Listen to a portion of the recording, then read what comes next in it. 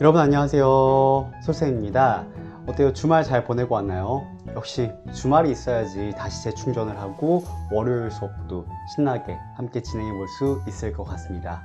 자, 우리가 지난 시간까지 비유와 상징에 대해서 함께 공부를 해보았죠. 그런데 여러분들 잊지 말아야 할 것이 있습니다. 그건 우리가 단순히 비유와 상징의 개념을 공부한 것이 아니라 작가가 어떻게 세상을 바라보고 글로써 표현하는지 함께 돌아보는 활동을 진행해 보았다는 것 잊으면 안 되겠죠. 자, 이번 시간 수업 주제는 작가의 눈으로 세상 바라보기입니다. 우리가 직접 작가의 시각을 빌려서 세상을 바라보고 그 바라본 세상을 직접 작가처럼 표현해 보는 활동을 함께 진행해 볼 거예요. 자, 어떤 수업이 이어질지 먼저 학습 목표를 통해서 알아보도록 하겠습니다. 자, 교재 32페이지를 보시면 작가의 눈으로 세상 바라보기라는 우리의 수업 주제가 나와 있고 또 그 밑에 학습 목표가 두 가지 있습니다. 선생님이 먼저 소리내어 읽어볼 테니 여러분들도 각자의 집에서 소리내어 읽어보도록 합시다. 학습 목표를 제대로 알고 수업을 진행하는 게 중요하겠죠. 읽어보겠습니다. 1번, 비유와 상징 표현을 활용해서 한 편의 글을 완성할 수 있다. 시작. 자, 아마 모니터 저편에서 큰 소리로 함께 학습 목표를 읽어준 친구들이 보이는 듯 합니다. 우리가 이미 비유와 상징 표현을 공부해 봤잖아요. 개념에 대해서 공부해 봤으니까 이제 한번 응용, 적용을 해 봐야겠죠. 자, 이 표현 방법을 활용해서 한 편의 글을 완성하는 것이 이번 활동의 목표가 됩니다. 자, 근데 그럼 과연 어떤 글을 쓰느냐, 이게 문제겠죠. 글의 내용이 필요한데 그 내용은 학습 목표 두 번째 내용을 통해 알 수 있습니다. 자, 그러면 두 번째 학습 목표도 한번 읽어보도록 할게요. 두 번째, 의미 있는 공간에 대한 글을 써서 독자에게 감동이나 즐거움을 줄 수 있다. 시작.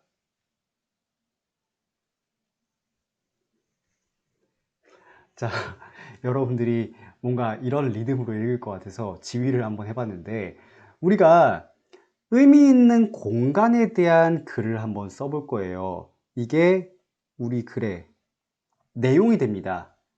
그리고 여기 독자가 필요하다고 했잖아요. 우리가 작가가 한번 돼봐가지고 글을 쓰는 거니까 그럼 우리가 쓰는 글에 독자가 필요하고 그들에게 감동이나 즐거움을 줄 수 있어야 되는데 여기 독자를 누구로 할까 고민을 하다가 우리 서로에게 서로가 작가이자 독자가 되면 어떨까 하는 생각을 해봤습니다. 그래서 이번 활동이 끝난 다음에도 저번에 했던 것처럼 서로의 글을 한번 돌려 읽으며 피드백을 하는 시간을 가져보도록 하겠습니다. 자, 그런데 왜 많고 많은 내용들 중에서 의미 있는 공간에 대한 글을 쓰느냐 궁금해하는 친구들이 많이 있을 것 같아요. 그래서 거기에 대한 선생님의 생각을 여기 밑에 글을 통해 한번 써놨거든요. 한번 이 밑에 글을 같이 읽으면서 선생님이 왜 의미 있는 공간을 내용으로 선택했는지 한번 보도록 합시다. 우리가 소개팅 자리에 나갔다고 한번 가정해 봅시다. 남자와 여자가 처음 만나 인연을 만들어가기 위한 어색한 자리. 과연 그 자리에서 상대방에게 처음 던진 질문은 어떤 것이 있을까요? 물론 사람마다 차이는 있겠지만 어디 사세요? 라는 질문이 1, 2위를 다투리라 생각됩니다. 그것은 공간이 우리에게 주는 중요성이 상당히 크기 때문일 텐데요. 사람은 공간을 만들고 공간은 사람을 만든다는 이야기가 있습니다. 나의 추억과 감성, 삶에 대한 가치관과 인간관계 등 우리가 살아가는 삶의 공간은 우리들에게 생각보다 많은 영향을 주곤 합니다. 따라서 서로가 지내온 공간에 대해 이야기하는 것은 서로를 알아가는 중요한 단서가 되어주기도 하지요. 여러분들은 앞으로 어떤 공간에서 살게 될까요? 이번 시간에는 중앙중학교에 진학하게 된 우리가 3년 동안 살아갈 우리의 공간, 우리 동네에 초점을 맞춰 보겠습니다. 나를 행복하게 해주고 위로해주고 때로는 즐겁게 해주는 다양한 공간을 한번 찾아보고 그 공간을 작가의 시각을 빌려서 깊이 있게 들여다보는 과정 속에 우리 동네가 나에게 소중한 의미로 피어날 수 있길 기대합니다. 자, 그럼 우리가 본격적으로 우리 동네에 대해서 들여다보기에 앞서 먼저 작가들은 공간을 어떻게 바라보고 또한 그 공간으로 어떠한 글을 써냈는지 살펴보는 시간을 먼저 가져보도록 할 거예요. 교재 32페이지를 한번 펴보시면 중간쯤에 작가의 눈에 맺힌 공간이라는 제목으로 선생님이 쭉 여러 가지 글을 발췌해 왔습니다. 32, 33, 34, 35페이지까지 어떤 작가들이 쓴 글이 실려 있는데, 자, 일단 여기에 어떤 글이 있는지 여러분들한테 소개를 해주도록 할게요. 자, 첫 번째는 당신의 별자리는 무엇인가요? 라는 책의 일부가 들어 있습니다. 건축가이자 작가인 유현준 작가가 쓴 글이고요. 자, 이 글의 특이한 점은 자신이 사랑하는, 좋아하는 여러 공간들을 별이라고 표현한 게 상당히 인상적이더라고요. 그래서 그 공간들을 잇는 작업을 별자리를 만든다 이렇게 표현을 했는데, 과연 나의 별들, 별자리는 어떤 것일지 여러분들도 생각하며 읽으면 좋을 것 같고요. 자, 두 번째는 시집입니다. 신달자 시인이 쓴 북촌이라고 하는 시집에 실린 시 두 편을 선생님이 실어놨어요. 맞습니다. 신달자 시인은 실제로 우리 동네 북촌에서 살면서 자신이 바라본, 느낀 여러 가지 것들을 시로 표현해냈습니다. 여러분들이 직접 바라보고 있는 광경들이 시 속에 잘 드러나고 있으니까 공감을 형성하며 한번 읽어주면 좋을 것 같습니다. 자, 이번 시간, 남은 시간 동안에는 선생님과 여러분이 함께 교재에 실린 이 글들을 읽어보는 시간을 가져보도록 할 거예요. 시간은 자, 7분입니다. 7분 동안 32페이지부터 35페이지까지 글을 한번 쭉 읽으면서 인상 깊은 구절을 한번 찾아주세요. 그리고 그 구절이 왜 인상 깊은지까지 생각을 해보면 아마 글의 내용이 훨씬 더 깊이 있게 다가오지 않을까 생각합니다. 자, 그러면 지금부터 한번 선생님과 읽어보도록 할 건데, 역시 글을 읽을 때는 좀 좋은 음악이 함께하면 좋겠죠. 이번에는 재즈를 한번 들어보도록 하겠습니다.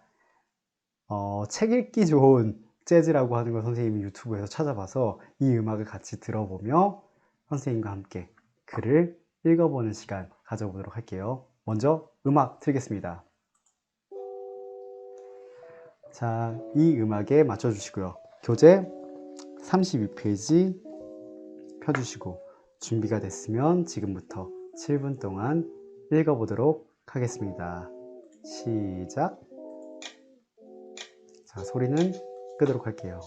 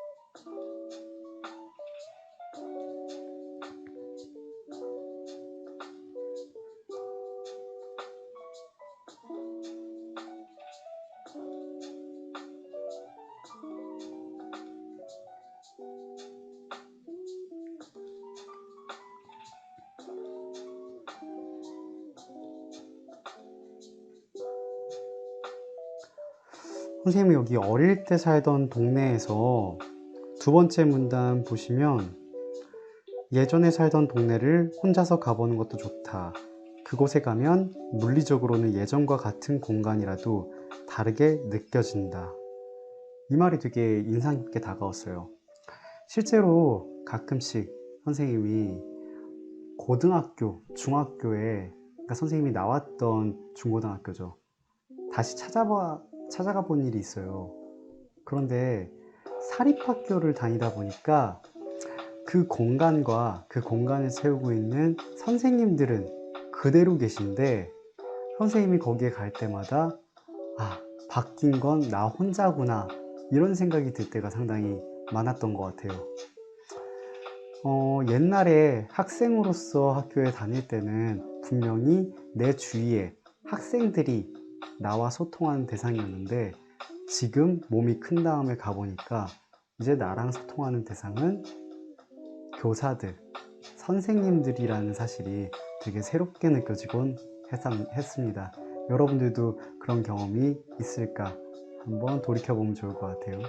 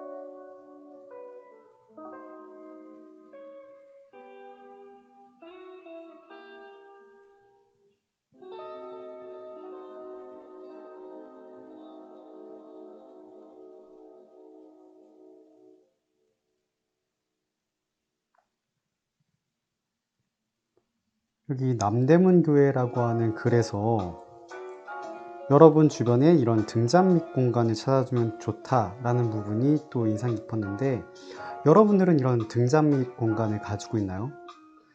선생님도 이런 공간이 있습니다. 가끔씩 혼자 있고 싶을 때 있잖아요. 근데 선생님은 이제 학생들을 가르치고 그리고 집에 가면 아내와 같이 시간을 보내야 되고 하기 때문에 생각보다 혼자 있을 시간이 많이 없더라고요. 그럴 때 선생님에게 조그만 위안이 되는 공간, 중앙고 정문에 딱 나와가지고 안국역까지 쭉 펼쳐지는 그 개동길, 뭐 커피 마시면서 쉴 수도 있고 간단하게 음식도 먹을 수 있고 문화생활도 즐길 수 있는 이 개동길이 선생님한테는 등잔 밑 공간처럼 소중하게 다가오곤 합니다. 여러분들도 그런 공간이 있었다면 어디인지 한번 생각해 보는 것도 좋은 것 같습니다.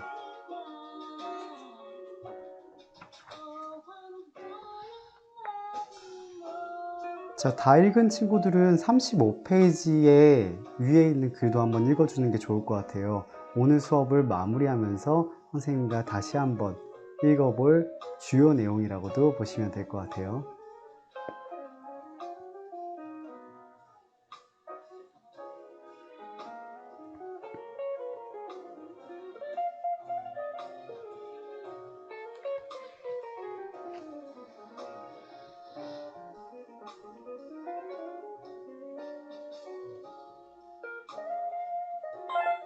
남았습니다. 자, 어느새 1분 남았네요. 1분 안에 읽는 거 마무리해 주시기 바랍니다. 지금 마지막으로 여기 내 동네 북촌 이 글은 선생님한테 진짜 힐링이 되는데, 선생님이 사는 곳이 북촌이 아니다 보니까 사실 북촌은 우리 동네야 라고 말하기가 조금 애매할 때가 있어요. 하지만 이 글을 읽고 나니까 북촌이 다 너희 것이야 라고 말해주는 이 시인이 상당히 고맙기도 하면서 선생님도 북촌을 마음껏 누릴 수 있겠구나, 이런 힐링되는 마음을 얻고 가곤 합니다.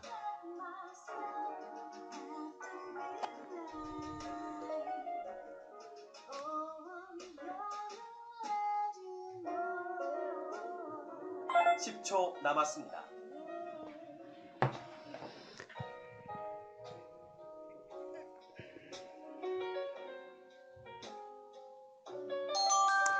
자, 그러면 이제 글 읽기 마무리하겠습니다. 자, 여러분들 어떠세요? 이렇게 선생님과 함께 글을 7분 동안 읽어보면서 작가는 공간에 대해 어떤 시각으로 바라보고 어떻게 그것을 글로 풀어냈는지 살펴보는 시간 가져보았습니다. 자, 다음 시간부터는 우리가 직접 우리 동네에 의미 있는 공간들을 찾아보고 그 공간이 어떠한 의미를 지니는지 한번 고민해서 글로 풀어보는 시간을 가져보도록 할 거예요. 그 과정 속에서 우리 주변에 일상적이지만 되게 소중한 많은 것들을 우리가 조금 더 소중하게 품을 수 있는 시간이 만들어질 수 있길 바랍니다. 자, 과제는 간단합니다. 아까 선생님이 이야기했던 인상 깊은 구절에 밑줄을 치고 밑줄 친 이유를 이야기해 보는 것, 여러분들이 조금 더 깊이 있게 글을 읽어보는 것, 그것이 오늘 과제고요. 자, 오늘 수업 마치면서 선생님이 전하고 싶은 글 하나 올리며 마무리하도록 하겠습니다. 아까 유현준 작가의 글을 봤잖아요. 그 유현준 작가가 자신이 쓴 책에 서문에 올린 글입니다. 이 글 한번 읽어보며 수업 마무리하겠습니다. 우리의 눈에 맺힌 공간들. 인생을 살면서 모든 순간이 아름다울 순 없다. 순간순간이 아주 가끔 아름다울 뿐이다. 우린 그 순간들을 이어서 별자리로 만들어야 한다. 우리 삶이 모두 대낮처럼 밝을 수 없고 약간의 별빛만 있다면 우리는 그 별빛들로 별자리를 만들고 아름다운 이야기를 만들어야 한다. 우리가 듣는 별자리 이야기는 먼 옛날 배를 타고 정처 없이 바다를 떠돌았던 뱃사람이나 들판에서 양을 치던 사람들이 홀로 시간을 들여서 만들어낸 이야기다.